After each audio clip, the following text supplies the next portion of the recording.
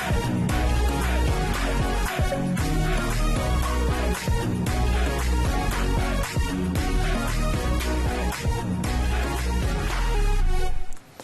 terima kasih kepada anda semua yang terus bersama dengan Selamat Pagi Malaysia. Jadi kita faham sekarang kita berhadapan dengan krisis makanan bukan sahaja di Malaysia. Kita menghadapi krisis bekalan ayam tak cukup.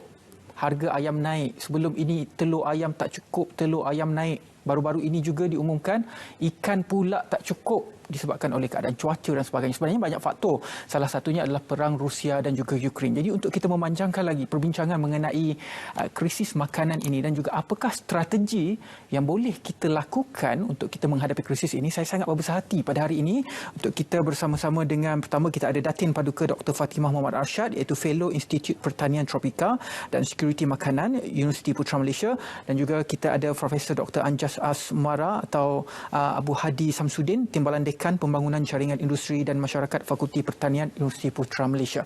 Baiklah, kita mulakan dahulu dengan situasi yang berlaku di dunia. Kita mulakan dengan Datin.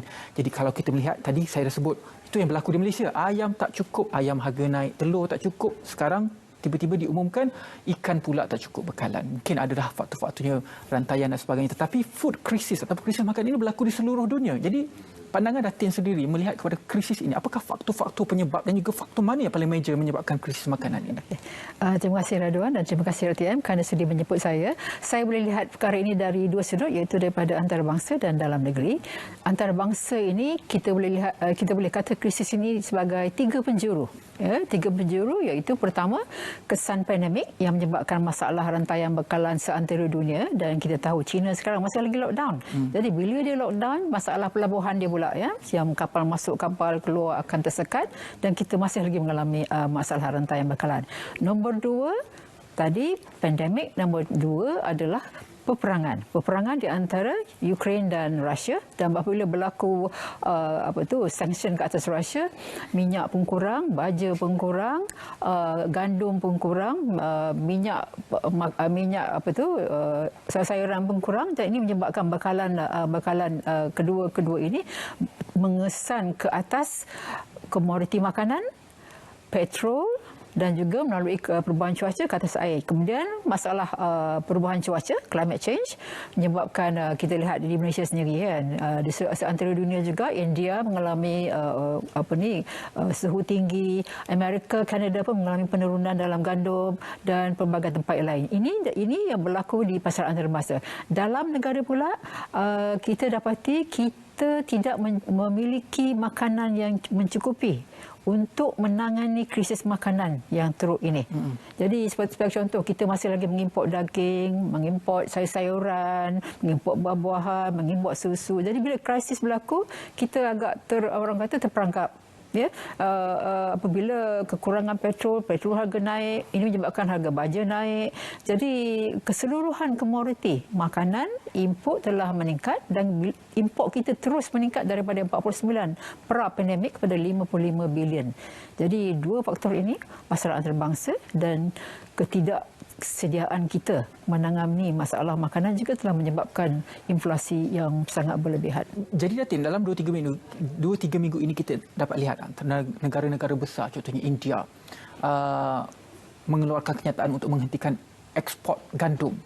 Thailand juga pernah mengeluarkan kenyataan untuk menghentikan ekspor minyak sawit dan sebagainya. Jadi adakah kenyataan-kenyataan sebegini mampu untuk memberi kesan kepada kenaikan harga makanan di dunia khususnya, kerana mereka ini adalah negara pengeluar dan juga negara pertanian? Ya, kalau kita kembali balik pada tahun 2008 apabila berlaku krisis beras, kita lihat bagaimana India mengharamkan ekspor, Vietnam mengharamkan ekspor, dan juga negara lain seperti Burma dan juga China, Pakistan, semua cuba melindung perdagangan masing-masing, dan inilah salah satu sebab menyebabkan harga meningkat. Jadi kita haraplah tidak ramai ataupun tidak banyak negara yang cuba melindung makanan mereka. Kalau mereka lindung dia orang punya ekspor, kita akan mengalami situasi yang serius. Ya. Jadi kita panjangkan lagi, mungkin dari segi strategi kerajaan berikan pemalsuan AP dan sebagainya, kita panjangkan lagi Datin. Cuma salah satu strategi adalah sebenarnya untuk kita menggunakan tanah-tanah yang terbiar di Malaysia ini. Menurut Profesor sendiri, tanah terbiar di Malaysia ini dari segi cabaran cuaca dan juga cabaran jenis tanah itu, mampukah kita untuk kita menampung kekurangan makanan yang kita ada sekarang ni? Dari segi tanah terbiar yang kita ada ni, Prof. Ya. Baik, terima kasih Encik Ridwan atas soalan tersebut. Untuk makluman, buat masa ini kita ada menjalankan kajian mengenai guna tanah untuk sumber makanan negara di bawah Plan Malaysia ataupun Jabatan Perancangan Bandar, yang mana kita mendapati tanah yang diperuntukkan untuk aktiviti pertanian ni lebih kurang dalam 870,000 hektar.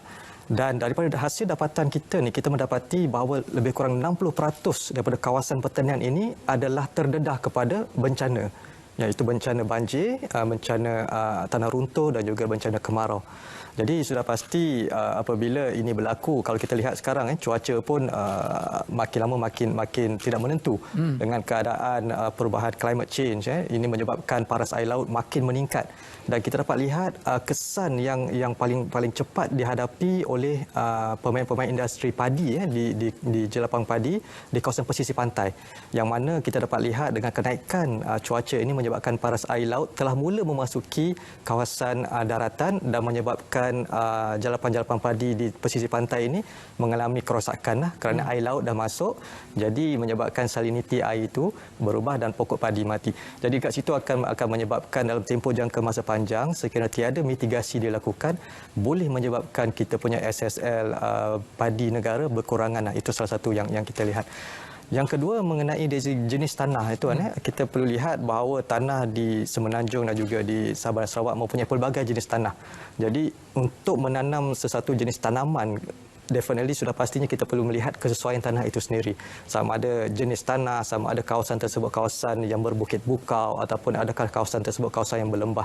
Jadi di situ perlunya ada info awal ataupun info awal sebelum seseorang itu untuk terus mula menceburi bidang aktiviti pertanian supaya kita nak meminimalkan kerugian yang akan berlaku pada masa hadapan. Ya. Jadi kalau kita memetik kata-kata Datin tadi, kita masih lagi mengimport buah-buahan, sayur-sayuran, padi, gandum dan sebagainya. Jadi dalam banyak-banyak tanaman dan juga keperluan asas kita, dengan tanah yang kita ada di Malaysia, apa fokus yang perlu kita berikan sekarang? Baik. Kita kena lihat ada dua perkara pokok yang kita perlu tanyakan di sini. Adakah kalau kita tanya kepada pemain industri, kalau mereka mempunyai tanah mereka sendiri, definitely mereka akan pergi kepada tanaman yang berimpak tinggi ataupun tanaman bernilai tinggi, yang mana mereka akan tanam musangking untuk ekspor ke negara China. Tapi perkara ini tidak akan menyelesaikan masalah domestik, iaitu sekuriti makanan negara.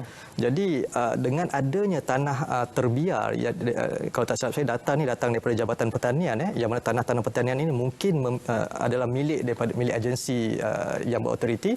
Jadi penumpuan terhadap sayur-sayuran rakyat tu amat penting, dari segi contohnya kobis, terung, cili, itu harus diberi penumpuan, walaupun kita akan dapati bahawa harga dia tidak tinggi macam musangking, tapi ini sedikit sebenarnya dalam jangka masa yang panjang dapat menjamin kita punya sekuriti makanan negara lah. So harus memperbanyakkan sayur rakyat lah kalau pada pendapat saya. Tanaman di rumah lah. Tanaman di rumah ataupun kalau yang tanah terbiar tu kita fokuskan kepada sayuran rakyat dan bukan high value crop. Macam tanah terbiar kita tanam durian musangking.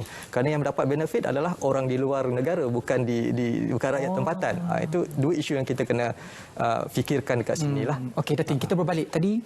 Prof ada sebut tentang security makanan. Jadi apabila kerajaan memasukkan permit import AP, jadi salah satunya untuk menggalakkan pengimport makanan untuk mengimport. Cuma dalam artikel yang Datin keluarkan di media baru-baru ini, kebimbangan adalah berlakunya lambakan makanan mungkin akan berlaku. Dalam situasi sekarang, kemungkinan lambakan makanan ataupun import itu akan berlaku ataupun tidak apabila AP ini dimasukkan? Kemungkinan itu ada, cuma sekarang seantero dunia mengalami kenaikan harga.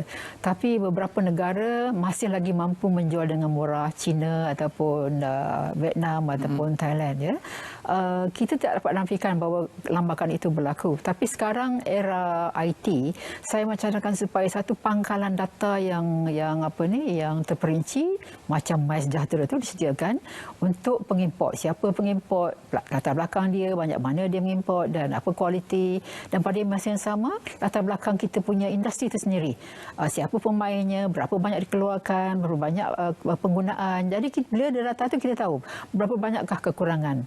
Jadi katakanlah kita mengalami orang kata kekurangan, kita tahu banyak ini yang perlu diimport, kita laksanakan. Okey, import kuota sebanyak ini. Jadi kurang-kurangnya kita mengatasi masalah lambakan. Jadi data itu sangat bagus untuk memantau kekurangan dan juga kelebihan. Pembatalan AP mungkin ia bersifat jangka masa panjang.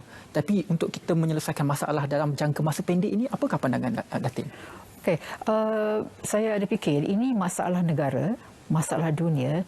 Jadi semua orang daripada ahli politik sampailah ke petani, sampailah penduduk rumah pangsa tu mengambil tindakan untuk mengawal hidup mereka supaya tidak berbelanja lebih. Ada menteri kata jerat perut, kan? Tapi saya kata bukan jerat perut, jaga perut. Ya, sebab 50% daripada kita orang-orang Malaysia ni overweight ataupun obese. Maknanya kita punya BMI itu lebih daripada 30. Ini adalah masa yang baik untuk kita jaga perut supaya kita ramping, kita sihat. Kalau dalam bulan puasa kita boleh puasa 1 bulan, ini kan pula dalam makanan sekarang kita boleh makanan secara secara ekonomik, tidak berlebihan. Tak payahlah makan roti canai 3 pagi dekat kedai mamak tu tengok bola, tak payah. Sebab itu bahaya tu, roti canai tu dia punya kalori tinggi. Jadi kita jaga pemakanan kita supaya kita sihat, dan banyak lagi strategi Cik Ridwan, seperti kita makan ulam, kita laksanakan kempen makan ulam. Sebab bila kita ada kempen makan ulam, makan banyak-banyak ditanam, dan kita ada industri ulam sampai sekarang tak maju-maju. Ya. Dan Tun Razak dulu pernah mencadangkan green farming. Maknanya setiap rumah tanamlah apa yang boleh. Cabai. Boleh sekarang cabai 1 kg RM19. Kalau dapat 2-3 pokok dah kurangkan kita punya belanja RM5-10. Kemudian tanaman komuniti, ada beberapa komuniti yang bersama menanam untuk faedah ahli mereka, which is very good. Ataupun vertical farming, UPM ada beberapa teknologi yang boleh dikongsi. Dan juga saya minta Petronas sebab dia mengeluarkan urea. Walaupun urea kepada petani dibagi secara subsidi, mereka boleh beri urea pada harga yang murah kepada petani-petani sayur, perbuahan dan sebagainya. Dan jangka masa panjang di negara yang mengeluarkan petrol, mereka lazimnya mengeluarkan baja. Jadi sudah sampai masanya Petronas memberi sumbangan kepada sektor pertanian melalui urea murah buat sementara lah, dan pada masa hadapan membangunkan baja kita sendiri. Saya pernah baca China itu dulu dia memang net importer fertilizer, tapi sekarang dia sudah eksporter fertilizer ke dunia. Jadi ia boleh dilaksanakan. Ya. Jadi ia bergantung kepada, kalau titik kehidupan adalah kehidupan asas kita sendiri. Dan juga sumber kepada Cik, we are top in ASEAN, dari segi obesity, you tahu tak? 50%. Jadi katalah lepas krisis mungkin turun 30%. Beramping kita semua. Itulah maksudnya kita kena jaga pemakanan, jaga pinggan kita apa yang ada dalam pemakanan. Prof, kalau kita dengar apa Datin cakap tentang tanaman lada, ulam-ulaman, itu semua tanaman yang boleh ditanam di Malaysia lah. Dan kalau kita lihat isu sekarang adalah apabila India nak hentikan ekspor gandum. Gandum merupakan keperluan asas. Ramai yang buat bisnes bakery, roti, brownies dan sebagainya. Dia akan memberi kesan. Nak tak nak, dia akan memberi kesan kepada perniagaan dan juga kita punya gandum dan sebagainya. Jadi di Malaysia boleh ke kalau kita nak ubah tanaman kita ataupun tambah tanah terbiar seperti Prof cakap tadi untuk tanaman gandum? Benda ini tidak mustahil. Benda ini tidak mustahil kerana negara jiran kita di Indonesia pun telah melakukan tanaman gandum. Cumanya di Indonesia pemilihan kawasan itu agak penting, sangat penting kerana gandum ni dia mempunyai ciri yang spesifik, ciri khusus. Yang pertamanya dia memerlukan suhu yang sesuai. Di Indonesia dia ada satu kawasan tanah rata ditanam di kawasan tanah tinggi yang mana suhu sekitar adalah daripada 15 hingga 24 darjah Celsius, dan juga perlu mempunyai humidity ataupun tahap kelembapan udara dalam 70 ke 80%. terbaru satu kajian telah pun dijalankan oleh kalau tak silap saya ada satu institut kajian pertanian kering di peringkat antarabangsa yang mana mereka telah pun menghasilkan 2 variety gandum yang dapat ditanam di kawasan kering dan mana 2 benih ini telah pun ditanam di negara seperti Mali, Mauritius, Ghana dan keadaan sana tu agak kering dan boleh tahan untuk suhu hingga 34 darjah Celsius.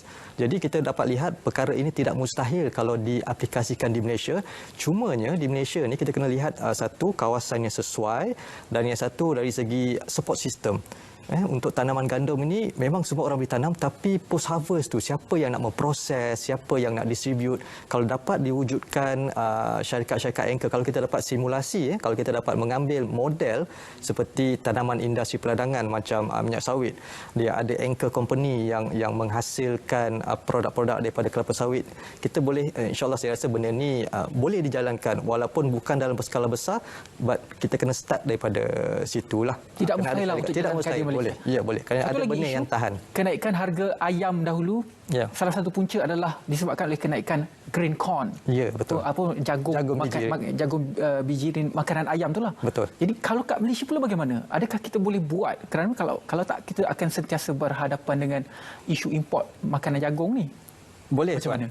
Okey, terima kasih. Memang dekat Malaysia pun telah ada inisiatif ataupun gerak kerja awal yang dijalankan oleh kerajaan sebelum ini, yang mana kebanyakan kawasan tanah milik agensi seperti Mardi dan Jabatan Pertanian telah pun ditebus guna dan diguna pakai untuk tanaman jagung bijirin.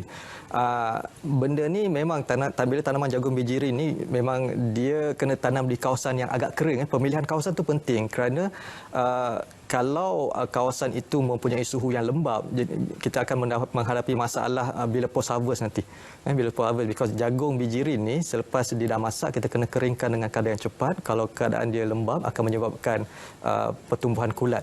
Jadi itu disebabkan itu kalau kita lihat sekarang ni ada inisiatif yang telah diwujudkan antara Kerajaan Negeri Selangor dan juga Kerajaan Negeri Sembilan untuk memulakan penanaman jagung bijirin di kawasan NFC, ini kawasan NFC di Negeri Sembilan, dan kita dapati kawasan tersebut memang mempunyai taburan hujan yang rendah dan mempunyai kawasan yang agak kering lah. Jadi memang sesuai untuk tanaman jagung bijirin.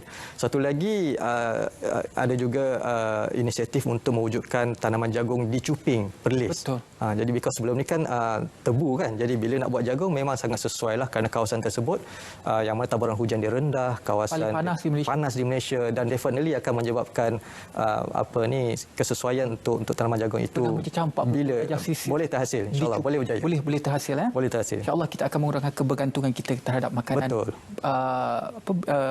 Makanan ternakan daripada import ini. Datin, apabila kita bercakap mengenai bekalan daging dan juga bekalan ayam di negara kita, apabila pembatalan APE dilakukan, adakah ia boleh mengimbangi permintaan dan juga supply and demand bekalan ayam dan juga daging ini? Seharusnya, sebab bila kurang kita akan import dan kerajaan telah mengambil langkah untuk membatalkan EP. Saya rasa ini adalah satu langkah yang baik di mana kita kurangkan dominasi beberapa individu lantakan politik yang menikmati faedah orang kata rent seeking melalui EP. Saya rasa ini adalah satu titik awal yang bagus untuk mengelakkan kegiatan-kegiatan seperti itu. Kita buka pasaran import dan persaingan yang bagus di antara pengimport-pengimport lah ya. Dan bila kita buka import, jadi pengimport ni akan lebih berkreatif. Maknanya mereka akan menyumber daripada pelbagai negara, pelbagai jenis barangan.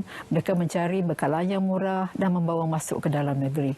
Cuma kita takut lambatkan saja. Tapi yang saya sebutkan dalam era IT ini macam MySejahtera kan. Era IT kita boleh pantau siapa yang import lebih, berapa keperluan dalam negeri. Jadi kita boleh pantau, kita boleh elakkan berlebihan, kita boleh elakkan, bukan elak 100% tapi minimumkan, lambatkan. Dan itu adalah sangat baik untuk situasi semasa di mana kita kekurangan makanan, dan makanan ini adalah penting untuk kesihatan anak-anak dan juga kesihatan keluarga. Saya ingat lagi kajian UNICEF pada tahun 2020 bila berlaku PKP, anak-anak kita yang miskin golongan B40, B40 makan Maggi mee, ya, kenaikan dalam pembelian Maggi mee mencapai 40%. Mereka tak mampu beli daging, tak mampu membeli sayur-sayuran segar ataupun buah-buahan segar, dan 1 dalam 10 anak-anak kita adalah terbantut. Ya. Jadi saya rasa makanan kadang-kadang kita kena bersabarlah. Kita import dahulu supaya anak-anak kita mendapat makanan yang sihat, dan seperti yang disebutkan oleh Dr. Anjas tadi, pelan-pelan kita beri sokongan untuk, saya sebutkan di sini, pembangunan kapasiti pengeluaran dalam negeri. Kapasiti kita kurang. Kita kaya dengan pelbagai tumbuh-tumbuhan. Kita yang terkaya, nombor 2 terkaya dalam biodiversity. Jenis buah-buahan, sayur-sayuran semua kita ada. Jenis beras pun sampai ratus-ratus, padi beras, ya? Dan juga ternakan. Tapi kita tidak, orang kata, memperkasakan apa yang kita ada. Jadi buat masa ini kita terdesak untuk import, biar kita import dahulu. Pada masa sama kita bangunkan apa kekayaan sumber yang kita ada. Dan krisis makanan yang kita hadapi ini, dia memberi kesan kepada inflasi. Minggu lepas diumumkan kadar inflasi telah pun meningkat, kadar inflasi makanan meningkat 41%, secara keseluruhan year to year 20.3%. Sebelum ini 2.2%. Jadi adakah strategi apabila kita, Bank Negara mengumumkan peningkatan OPR, selepas itu ada strategi pembatalan AP, perkara-perkara ini dapat menangani inflasi yang berlaku ini? Datin. Sebenarnya turun naik harga ni satu norma, satu norma yang kita tak dapat elakkan. Jadi cuma konteksnya dalam semasa ini ia berbeza kerana kita berdepan dengan pandemik. Jadi bila kita buka PKP seantero dunia, jadi berlaku lonjakan permintaan. Kalau pergi supermarket ke ataupun hypermarket, kita tengok semua pengguna keluar, dah jemur duduk dalam rumah, kan. Dan semua dia nak beli baju, nak beli kasut, nak beli makanan, nak makan kat restoran. Jadi permintaan mendadak, tapi kita tak sedar pengeluaran telah mengalami masalah yang besar. Kurang buruh, ya, kemudian harga baja naik, harga input naik. Jadi permintaan mengejar penawaran, dan ditokok pula oleh masalah peperangan, ya, dan ditokok pula oleh masalah recovery ekonomi negara lain, dan kita terpaksa mengenakan OPR untuk membendung inflasi. Jadi apa orang kata, kita terpaksa dalam konteks ini menderita sedikit supaya kita mengawal inflasi. Dan besok apabila dia kurang sikit, mungkin keadaan akan menjadi normal. Tapi seperti yang saya sebutkan, semua pihak, Petronas, pengguna, pembelaan ayam kampung, kerajaan tak sebut pun ayam kampung, itik, arnab, lagi sedap, kan? Tapi tidak diberi sokongan. Dan saya ingin menyatakan bahawa subsidi itu 60 sen per kg dibagi pada semua. Orang kaya tak payahlah subsidi. Orang kaya makan kat hotel. Itu berbalik kepada subsidi bersasar pula. Yalah. Salah satu inisiatif yang pernah kita makan di jalan, kan. Jadi lebih baik bagi subsidi tersasar kepada kumpulan yang memerlukan, kan. Orang kampung, anak-anak orang kampung, anak-anak di pangsa, rumah pangsa. Jadi saya cadangkan kupon ke, food stamp ke. Jadi kita jimat duit. Ini orang kaya pun subsidi. Sudahlah dapat subsidi petrol lagi. Subsidi ayam pun dapat lagi. Jadi bermaksud usaha perlu dilakukan kepada pengguna. Tersasar. Itu perlunya bakalan data tu. Okey, soalan terakhir kepada Prof. Jadi mungkin ramai selepas ini yang mencuba untuk menanam sendiri pokok ataupun tumbuhan ataupun sayur-sayuran di rumah. Apakah do and don't secara ringkasnya? Okey, alright, terima kasih. Pertama, kena ada ilmu, tuan. Kalau kita kena dapatkan informasi, kena dapatkan knowledge dulu lah. Sekarang ini banyak agensi seperti Jabatan Pertanian, dia banyak mengajukan khusus-khusus kepada masyarakat atau komuniti yang ingin terlibat dengan aktiviti pertanian ini. Di universiti juga, di UPM especially, kita banyak juga menawarkan khusus-khusus secara face to face, secara online, yang mana komuniti-komuniti ini boleh untuk join sekali untuk melihat bagaimana caranya untuk kita membuat garden ataupun edible garden di kawasan rumah saja. Even di rumah pangsa dekat balkoni pun dah boleh buat tanaman ringkas ni. Kerana kita perlu ingat sebolehnya setiap rumah perlu ada beberapa jenis tanaman herba ni. Cili, daun kesum, pokok kari, apa lagi Datin yang biasa diguna makan untuk daun pandan. Kerana nak masak tu sekali nak masak nak guna satu daun saja, 1 atau 2 daun. Tapi kalau kita pergi beli, dia kena beli dalam bak kuantiti yang harga yang mahal. Ketik je tu masuk ketik dan terus masak. Bukan kita masak kari hari-hari, kan. Jadi benda tu perlu ada untuk setiap rumah, dan ini akan akan dapat menjimatkan sedikitlah ekonomi. Okeylah, selepas ini kita boleh panjangkan lagi vertical planting itu. Betul. Itu sangat bagus. Ya, Banyak sebenarnya banks pun dah buat vertical planting, cuma tidak dikembangkan lagi di masyarakat. Panjang lagi sebenarnya kalau kita nak bercakap mengenai perkara ini. Apapun itu sahaja masa yang kita ada. Terima kasih banyak-banyak kepada Datin Paduka Dr. Fatimah Muhammad Arsyad, Fellow Institut Pertanian Tropika dan Sekuriti Makanan UPM, dan juga Profesor Dr. Anjas Asmara, iaitu Timbalan Dekan Pembangunan Jaringan Industri Masyarakat Fakulti Pertanian UPM. Terima kasih banyak-banyak. Terima kasih juga. Baiklah.